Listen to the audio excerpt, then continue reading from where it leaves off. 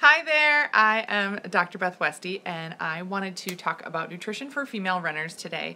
Some really important tips, tricks for gals that are really trying to ramp up for some 5Ks, 10Ks, half marathons, marathons.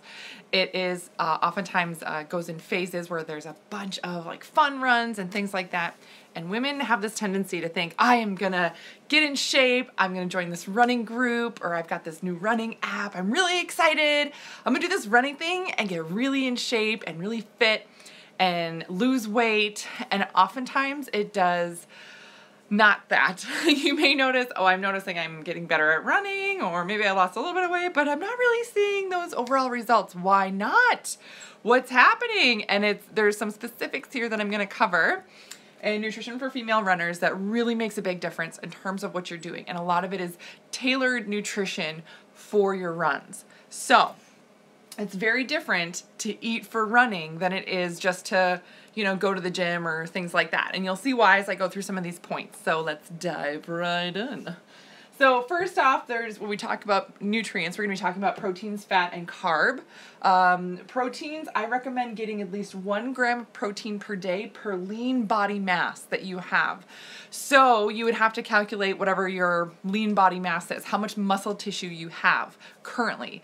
This is so you're not going to be bulking up or adding more, but you at least need to maintain and support that muscle tissue that you currently have. Or when you're going for runs, like long runs, say you're running 6 miles, 10 miles, something like that, your body's going to have a tendency to break down that muscle tissue that you have, and that ain't good. It's going to be really tough to recover from those runs and then go out and do it again. So 1 gram of protein per lean body mass. So I have other videos that I've done on how to calculate that, so you can check those out, but this is really, really important, a baseline thing. Fat, getting healthy fats in. Also very essential. One of my favorite ways to do that is fat bombs, just easy recipes. There's a ton of them on Pinterest as well. So making sure you're getting healthy fats in during the day. And then carb. I recommend at least, anywhere 125 to 200 grams of carb a day. And there's ranges and things depending on your height and how long you're running, these types of things.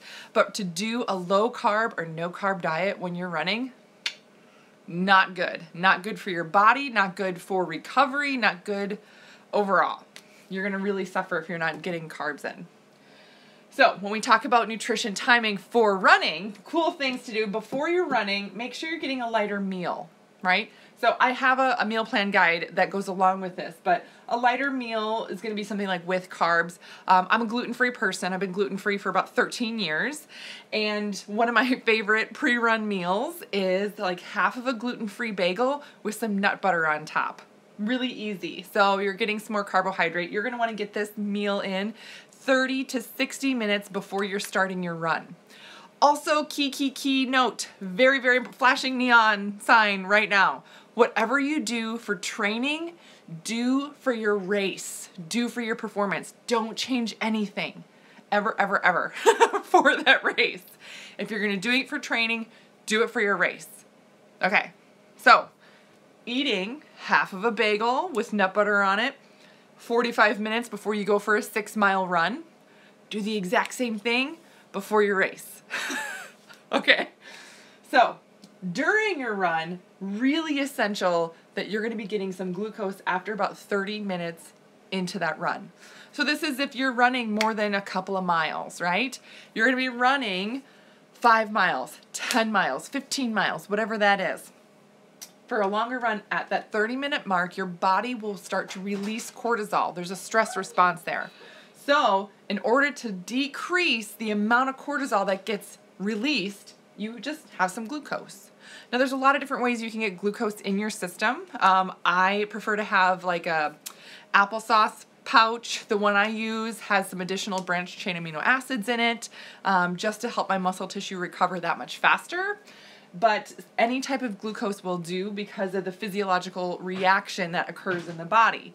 I recommend using something that does not have artificial colors or flavors or sweeteners or anything like that, because that can disrupt how your digestive system works. So I recommend a natural form of glucose, right? But again, like I said, it can be applesauce, an applesauce pouch. It can be maple syrup. I've seen those like goo packs with like maple syrup in there. Great, but that's a simple way to get that glucose in 30 minutes so your cortisol does not go out of control. Now, if you're going for a super long run, say you're running for 2.5 hours, okay, you're probably going to need a couple of glucose boosts. The first one at 30 minutes. Maybe the second one then is another hour later. And that's for more of like a bump in glucose to keep your body going. Now, after your run, you're going to want some type of recovery beverage pretty quick. You know, as soon as you can handle it or stomach it. Recovery routine. Some people enjoy having a banana. You want to replace that glycogen right away that you've lost during that run. So, like, for example, you get home from your run, you're doing like a little cool down walk for a few minutes, right? Catching your breath, bringing it down, getting some water in your system. Okay, yep, replace those electrolytes right away. Nuun, N-U-U-N, is a great supplement to actually drink during or right after your run to replace the electrolytes, like the salt you sweat out of your body. You need to have that back in your system. But then also having recovery right away. So besides the glucose, again, you can, if you like bananas, great. If you like, you know, a granola bar or something, super duper. I prefer to have a beverage right away with some glucose in there, and then I add in my favorite branched chain amino acids. Why branched chain amino acids? Because they're going to help recover as quick as possible. Branched chain amino acids are a derivative of whey protein, and they do not have to be broken down in the digestive system like normal whey protein does, which means that your body immediately gets to upload it into your system, so it gets to that muscle tissue. So as soon as you start that cool down, your body has these nutrients available to just start rebuilding that muscle tissue. That means if you would normally be really sore after a run, yeah, you might be sore, but not near as bad, and your body's gonna bounce back faster. Oftentimes with running, so this is something, again, to incorporate. If you do it for training, do it for your performance, but especially for training, as you're trying to push yourself faster, farther, everything, you want to recover faster too. That's the biggest key there, is that if you're gonna run faster, you wanna recover faster. Branched chain amino acids are gonna do that for you. It's fantastic. Okay, and then having that right away, right, within about 15-minute window, perfect. After that, whenever you can stomach it, if it's 45 minutes later, an hour later, hour and a half, I wouldn't go longer than that, but then having a full meal. Again, a meal with protein, fat, and carb incorporated with it. So maybe it's, you know, chicken and quinoa and asparagus or something great, whatever it is. But some type of meal after your run with these things incorporated, again, because that's going to refuel your body as quick as possible. Now, morning versus evening runs. If you like to run in the morning versus you're running in the evening, same thing. Running in the morning, that little light meal, yes, it's important that you fuel your body with something before you go for a really long run. Doing it on an empty stomach is going to be tough, right? This is not like doing fasted cardio. That's a totally different thing. This is you training for a run. You're trying to get better and faster. So have that before your run, and then do your recovery meal and everything, and then the rest of the day essentially is going to be refueling your body with these really healthy meals. Evening runs, top load your day with protein so that you're getting those nutrients in. And then again, still follow this.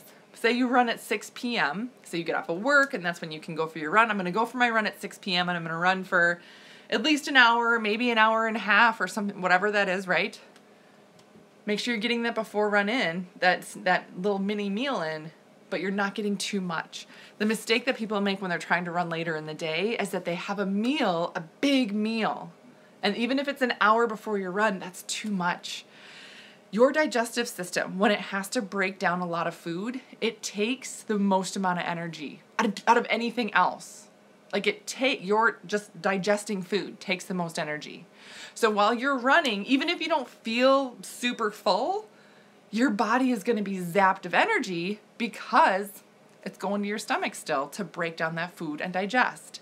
So just from an energy standpoint, to get the most out of your run and to get the most out of your training, having that light meal does so many more things for your body than just, oh, I'm not feeling full for my run. So top load your day with protein, eat fueled, and then at that, hour mark, have your mini meal before your run, not eating anything, do your run, and then really recover after. Now, hormones and performance. This is my specialty when we talk about hormones. So this is just an example. Days 1 is the first day of your period. Day 14 is about when you'd ovulate. Day 28 is when it would start over again. Estrogen is dominant in the first couple of weeks. Progesterone is dominant in the second couple of weeks. Estrogen actually is going to increase your energy. So you're going to notice a faster recovery. You're going to notice things are just easier to do when your body's higher in estrogen. You may notice, I just kicked that run's butt. All right, here we go. Or, I felt like I could go longer. Or, I went for a really tough run yesterday, and here I go again. This is amazing. Great. Progesterone makes it tougher for you to recover. It's just a little bit harder. So that's very normal. So think about this. You may do a run here that you're like a 10-mile run, and you're like, whew, that was tough, but I could do it, and I feel good, and I feel great the rest of the day, super duper. You're doing that same run a week later, but after you've ovulated, your body may not respond the same, and it's simply because your body's higher in progesterone now. Your body's not going to have as much energy. It is going to be tougher to recover from. So you may think, oh, I don't know why, but I'm just not feeling the same.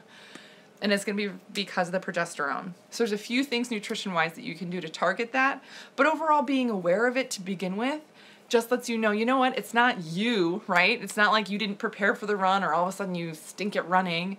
It's just where your hormones are at. So tweaking a little bit differently for that phase can help you get through that a little bit better.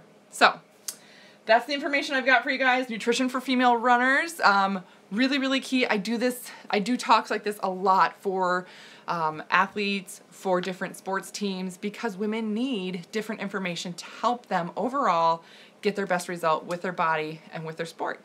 All right, I will see you guys later.